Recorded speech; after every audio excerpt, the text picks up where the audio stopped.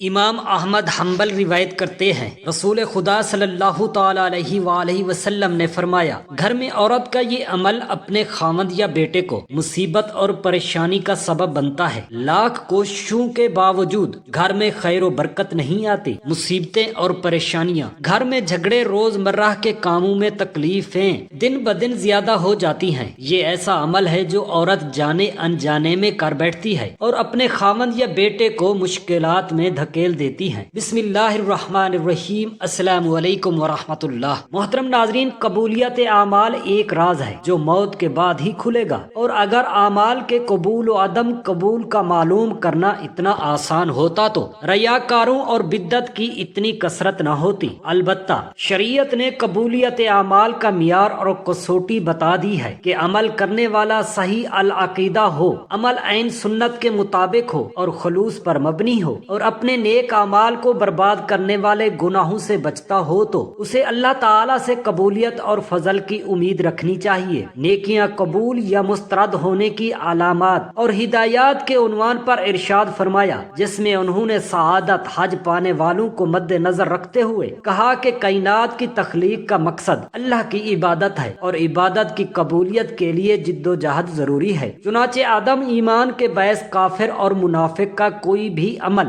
آخرت میں فائدہ نہیں دے گا، البتہ انہیں دنیا میں پورا بدلہ دے دیا جائے گا۔ عمل کی قبولیت کے لیے اخلاص اور اتباع سنت لازمی امور ہیں۔ اخلاص کا مطلب یہ ہے کہ نیکی کا مقصود اور مطلوب صرف رضائے الہی ہو، جس کے لیے نیت بنیادی کردار کی حامل ہے، کیونکہ نیت کی وجہ سے چھوٹا عمل بھی بڑا بن جاتا ہے۔ انہوں نے یہ بھی کہا کہ تقوی تسلسل کے ساتھ نیکیاں، نیکی کے لیے دلی رغبت، نیکی پر ثابت قدم اور انسانی اعضاء کا صحیح سلامت رہنا نیکی قبول ہونے کی علامت میں سے ہیں۔ اگر انسان کی ابدیت کی حقیقی معرفت مل جائے تو اسے اپنی ساری زندگی کی عبادات بھی کھینچ نظر آئیں۔ اسی لیے تو عظیم ترین عبادات کے بعد بھی استغفار سنت نبوی ہے، اور مومن کبھی بھی اپنی نیکی پر گھمنڈ نہیں کرتا بلکہ اللہ تعالیٰ سے قبولیت کا امیدوار رہتا ہے۔ چنانچہ قبولیت کے لیے دعا اور شکر گزاری اپناتا ہے۔ شکر کرنے پر اللہ کی طرف سے قبولیت کا وعدہ ہے۔ دوسری جانب شرک، ریاکاری، نیکی کے عوض دنیاوی مفادات کا حصول، حالت ارتداد میں موت، دین سے نفرت، اللہ کی آیت اور آخرت میں ملاقات کا انکار،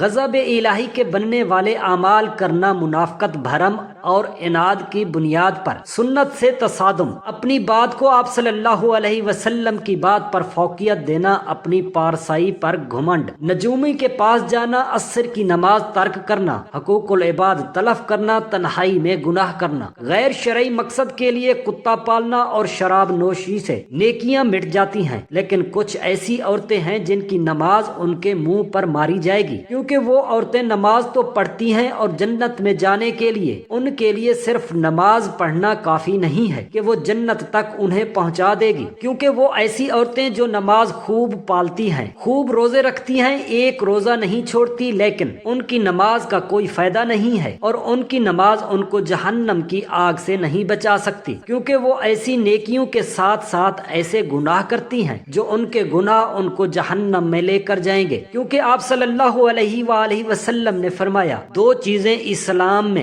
ہم کو دی ہیں، پہلی ہے حقوق اللہ، دوسرا ہے حقوق العباد۔ پہلے اللہ کے حق، بعد میں بندے کے حق۔ اللہ تعالیٰ کے حقوق میں نماز، روزہ اور زکوٰۃ اور حج ہے کہ بندے کو چاہیے کہ یہ تمام حقوق پورے کرے۔ پھر اس کے بعد جو حقوق العباد ہیں وہ بہت مشکل ہیں، کیونکہ اگر حقوق اللہ میں سے کسی ایک حق کی پامالی ہو گئی تو اللہ تعالیٰ سے آپ توبہ کریں تو اللہ تعالیٰ معاف فرما دے گا، کیونکہ وہ غفور الرحیم ہے۔ لیکن اگر حقوق العباد میں سے کسی حق میں پامالی ہو گئی تو حقوق العباد کی معافی نہیں ہے۔ محترم ناظرین، اب ہم آپ کو ان عورتوں کے بارے میں بتاتے ہیں جن کی نماز یا کوئی بھی نیکی قبول نہیں ہوتی۔ رسول خدا صلی اللہ تعالی علیہ وآلہ وسلم نے فرمایا، یہ بات بھی بیان کی تھی، جو عورت جوان ہو جائے جب تک سر پہ دوپٹہ نہیں ہے اس کی نماز نہیں ہوتی، اور آپ نے یہ بھی فرمایا، جو اپنے بالوں کو نہیں ڈھانپتی ان کی بھی نماز قبول نہیں ہوتی۔ رسول خدا صلی اللہ تعالی علیہ وآلہ وسلم نے یہ بھی فرما دیا، اگر کوئی عورت مسجد میں جاتی ہے عطر و خوشبو لگا کر، جب تک وہ غسل نہیں کر لیتی اس کی بھی نماز قبول نہیں ہوتی۔ اس لیے فرمایا فرمایا اے عورتوں کی جماعت، تم میں سے کوئی مسجد میں جانا چاہے تو خوشبو لگا کر نہ جائے جب تک یہ غسل نہیں کر لیتی، یہ نماز یا عبادات قابل قبول نہیں، خاوند کی نافرمانی کرنے والی۔ حدیث کے الفاظ ہیں، 3 ایسے لوگ ہیں ان کی نماز قبول ہونا تو دور کی بات، کانوں سے اوپر نہیں جاتی۔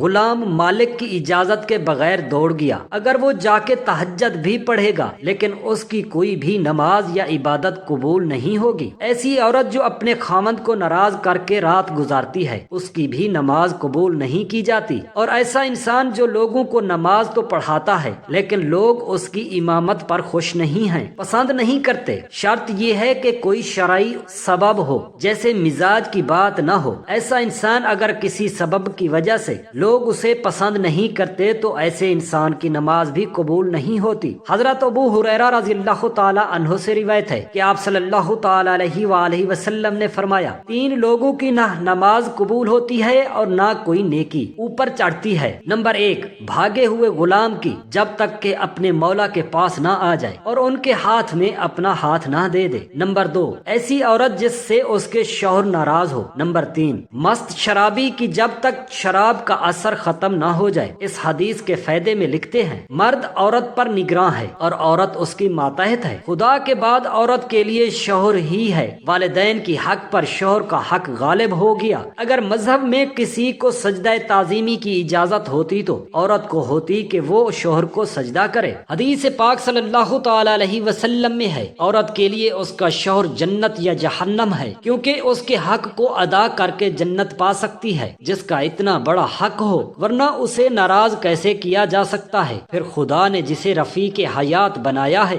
زندگی بھر کا ساتھی اور معاون بنایا ہو، دنیا میں جس کے بغیر گزارا نہیں، اسے کیسے ناراض رکھا جا سکتا ہے؟ اس لیے اگر شوہر ناراض ہو جائے تو اس سے راضی کرنے کی کوشش کرنی چاہیے، کیونکہ اس کے بغیر دنیا و آخرت میں نقصان ہے۔ حضرت عائشہ صدیقہ رضی اللہ تعالی عنہا کی روایت ہے کہ نبی کریم صلی اللہ تعالی علیہ وآلہ وصحابہ وسلم نے فرمایا، بالغہ عورت کی نماز سر ڈھانپنے بغیر قبول نہیں ہوتی۔ اس حدیث نے نماز کے دوران سر ڈھانپنے کا حکم ہے، چنانچہ اگر عورت دوران نماز سر نہ ڈھانپے تو اس کی نماز نہیں ہوتی۔ عورت کو نماز میں ہاتھ، پاؤں اور چہرے کے علاوہ باقی سارا بدن ڈھکنا ضروری ہے، سینہ بند ضروری نہیں۔ ایسی باریک کپڑوں میں جن سے بدن جھلکتے ہوں نماز نہیں ہوتی۔ جو کپڑے ایسے باریک ہوں کہ ان کے اندر سے بدن نظر آئے، ان سے نماز نہیں ہوتی۔ نماز کے لیے دوپٹہ موٹا استعمال کرنا چاہیے۔ چہرہ، دونوں ہاتھ اور دونوں پاؤں ٹخنوں تک، ان 3 اعضاء کے علاوہ نماز میں پورا بدن ڈھکنا عورت کے لیے نماز کے صحیح ہونے کی شرط ہے، اس کے بغیر نماز نہیں ہوگی۔ خواتین کا یہ کہنا کہ جب بندوں سے پردہ نہیں تو خدا تعالی سے کیا پردہ، بالکل غلط ہے۔ اللہ تعالی سے تو کپڑے پہننے کے باوجود بھی آدمی چھپ نہیں سکتا، تو کیا پورے کپڑے اتار کے نماز پڑھنے کی اجازت دے دی جائے؟ پھر بندوں سے پردہ نہ کرنا ایک مستقل گناہ ہے۔ جو عورت اس گناہ میں مبتلا ہو اس کے لیے یہ کیسے جائز ہو گیا کہ وہ نماز میں بھی ستر نہ جھانکے؟ الغرض عورتوں کا یہ شبہ شیطان نے ان کی نماز غارت کرنے کے لیے ایجاد کیا ہے۔ نماز کے دوران سر کھل جائے اور 3 بار سبحان اللہ کہنے کی مقدار سے کھلا رہے تو نماز ٹوٹ جائے گی، اور اگر سر کھلتے ہی فوراً جھک لیا تو نماز ہو گئی۔ نفل نماز تو بیٹھ کر پڑھنے کی اجازت ہے، جو بیٹھ کر پڑھنے کا آدھا ثواب ملے گا، لیکن فرض نماز بیٹھ کر نہیں ہوتی، کیونکہ قیام نماز کا رکن ہے، مردوں کے لیے بھی اور عورتوں کے لیے بھی، اور وہ یہ ہے کہ نماز کا رکن فوت ہو جائے تو نماز نہیں ہوتی۔ لہٰذا جو عورتیں فرض نماز بغیر معذوری کے بیٹھ کر پڑھتی ہیں ان کی نماز نہیں ہوتی۔ ہاں، جسم کا صحیح طریقے سے ڈھانکنا ضروری شرط ہے۔ پانچوں تک ہاتھ کھلی ہوں تو مذائقہ نہیں، سینے پر اوڑھنی ہونی چاہیے۔ سجدے میں دوپٹہ نیچے آ جائے تو بھی نماز ہو جاتی ہے۔ عورتوں کا جمع ہو کر اس طرح نفل نماز جماعت کے ساتھ ادا کرنا بدترین بدعت ہے اور متعدد غلطیوں کا مضمونہ ہے، جس کی وجہ سے وہ سخت گنہگار ہیں۔ ان عمل کے ساتھ ساتھ نام چینج ہو جاتے ہیں لیکن عمل وہی آ رہے ہیں۔ جو یہ نیل پالش ہے، یہ بہت گندا عمل ہے۔ نیل پالش اور آدھی آستین والی عورتوں کی تو انفرادی نماز بھی نہیں ہوتی، بلکہ ان کی اولادوں پر اللہ تعالیٰ پریشانیاں، تنگ دستیاں اور حادثات آ جاتے ہیں۔ گھر میں عورت کا یہ ایک عمل پورے گھر میں بے برکتی، نحوست اور بد اعتمادی، اولاد کی زندگی میں نقصان ہے۔ فجر کی نماز تو عورتوں کو اول وقت میں پڑھنا افضل ہے اور دوسری نمازیں مسجد کی جماعت کے بعد پڑھنا افضل ہے۔ جمعہ جماعت اور عیدین کی نماز عورتوں کے ذمہ نہیں ہے۔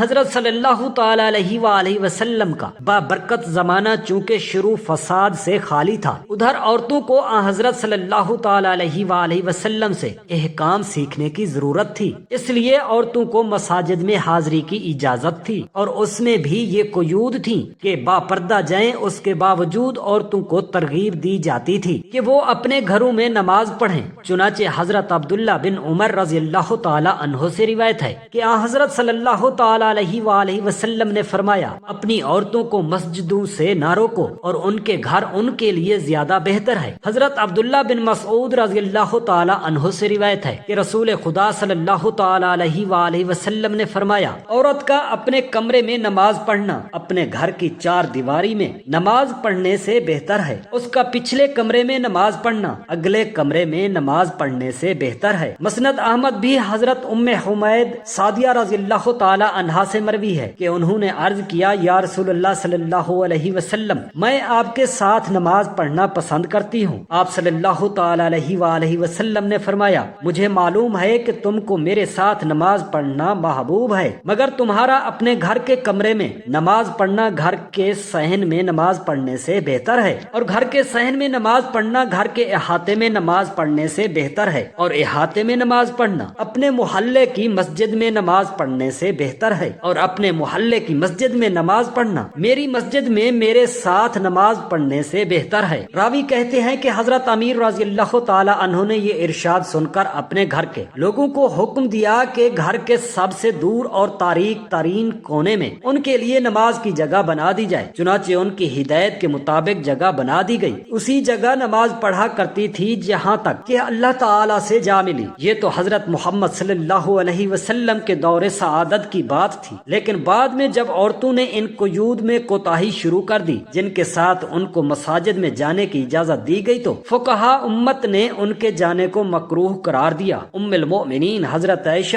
صدیقہ رضی اللہ تعالی عنہا کا مبارک ارشاد ہے، اور تو نے جو نئی روش اختیار کر لی ہے، اگر رسول خدا صلی اللہ علیہ وسلم اس کو دیکھ لیتے تو عورتوں کو مسجد سے روک دیتے، جس طرح بنو اسرائیل کی عورتوں کو روک دیا گیا تھا۔ حضرت ام المؤمنین رضی اللہ تعالی عنہا کا یہ مبارک ارشاد ان کے زمانے کی عورتوں کے بارے میں ہے، اسی سے اندازہ کیا جا سکتا ہے کہ ہمارے زمانے کی عورتوں کا کیا حال ہوگا۔ خلاصہ یہ کہ شریعت نہیں بدلی، اور حضرت صلی اللہ علیہ وسلم کے بعد کسی کو شریعت کو بدلنے کا اختیار نہیں، لیکن جن کو قعود و شرائط کو ملحوظ رکھتے ہوئے حضرت صلی اللہ علیہ وسلم نے عورتوں کو مساجد میں جانے کی اجازت دی۔ جب عورتوں نے ان قیود و شرائط کو ملحوظ نہیں رکھا تو اجازت بھی باقی نہیں رہے گی۔ اس بنا پر فقہائے امت نے جو در حقیقت حکم ہے عورتوں کی مساجد میں حاضری کو مکروہ قرار دیا ہے، گویا یہ چیز اپنی اصل کے اعتبار سے جائز ہے مگر کسی عارضی کی وجہ سے ممنوع ہو گئی ہے، اور اس کی مثال ایسی ہے کہ وبا کے زمانے میں کوئی طبیب امرود کھانے سے منع کر دے، اب اس کی یہ معنی نہیں کہ اس نے شریعت کی حلال و حرام کو تبدیل کر دیا، بلکہ یہ مطلب کہ ایک چیز جو جائز و حلال ہے وہ ایک خاص موسم اور ماحول کے لحاظ سے مضر صحت ہے، اس لیے اس سے منع کیا جاتا ہے۔ اللہ تبارک و تعالی سے دعا ہے میرے تمام مسلمان بہن بھائیوں کے بچوں کو اللہ پاک اپنے حفظ و امان میں رکھے، آمین یا رب العالمین، جزاک اللہ خیرا کثیرا۔